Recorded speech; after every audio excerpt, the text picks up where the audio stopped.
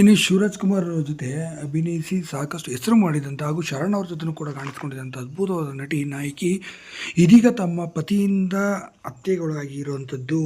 ಪತಿ ಜೊತೆ ಜಗಳ ಆಡೋಂಥ ಸಂದರ್ಭದಲ್ಲಿ ರಾತ್ರಿ ನಡೆದಂಥ ಗಲಾಟೆಯಲ್ಲಿ ಕೊನೆಗೆ ಸೆಳೆದಿರುವಂಥದ್ದು. ಇನ್ನು ಕನ್ನಡದಲ್ಲಿ ಸಾಕಷ್ಟು ಒಳ್ಳೆಯ ಹೆಸರು ಕೂಡ ಮಾಡಿದರು. ಅತಿ ಚಿಕ್ಕ ವಯಸ್ಸಿನ ಕೂಡ ಒಳ್ಳೆಯ ಹೆಸರು ಮಾಡಿ ಎರಡನೇ ನಾಯಕಿಯ ಪಾತ್ರಗಳಲ್ಲಿ ಕೂಡ ಕಾಣಿಸ್ಕೊಳ್ತಿದ್ರು. ಇನ್ನು ಹೀಗಿರೋಂಥ ಸಂದರ್ಭದಲ್ಲಿ ಪತಿ ಜೊತೆ ದೂರನೂ ಕೂಡ ಆಗಿದ್ದರು. ಆದರೂ ಕೂಡ ಜಗಳದಿಂದ ಈ ರೀತಿಯಾಗಿದೆ. ಇವರು ಬೇರೆ ಯಾರಲ್ಲ, ವಿದ್ಯಾ ಅವರು. ಬಜರಂಗಿ ಮತ್ತು ಬಜರಂಗಿ 2ನಲ್ಲೂ ಕೂಡ ಇವರು ಅಭಿನಯ ಮಾಡಿದರು. ಇನ್ನು ಶರಣ್ ಅವ್ರ ಜೊತೆ ಮಾರುತಿ 800 ಸಿನಿಮಾದಲ್ಲೂ ಕೂಡ ಹೀರೋಯಿನ್ನ ಆಪ್ತ ಸ್ನೇಹಿತೆಯ ಪಾತ್ರದಲ್ಲಿ ಕೂಡ ಇವರು ಅಭಿನಯಿಸಿದರು.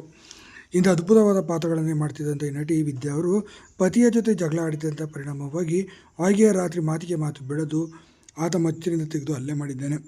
ತಕ್ಷಣ ಮನೆಯವರೆಲ್ಲ ತೆಗೆದುಕೊಂಡು ಟಿ ನರಸೀಪುರದಲ್ಲಿದ್ದಂಥ ಆಸ್ಪತ್ರೆಗೆ ಕರೆದುಕೊಂಡು ಹೋಗಿದ್ದಾರೆ. ಆದರೆ ಆಸ್ಪತ್ರೆಗೆ ಹೋಗಿದ್ದಷ್ಟರಲ್ಲೇ ಮಾರ್ಗ ಮಧ್ಯೆ ಆಂಬ್ಯುಲೆನ್ಸ್ನ ಅವರ ಜೀವ ಹೋಗಿತ್ತು. ಸದ್ಯ ಪತಿ ಈಗ ಅರೆಸ್ಟ್ ಆಗಿದ್ದಾನೆ ಅಂತಲೇ ಹೇಳ್ಬೋದು. ಸದ್ಯ ವಿದ್ಯಾ ಅವರ ಆತ್ಮಕ್ಕೆ ಶಾಂತಿ ಸಿಗಲಿ. ನಿಮಗೂ ಕೂಡ ಈ ನಟಿ ಗೊತ್ತಿದ್ದಾರಲ್ಲ ನೆನಪು.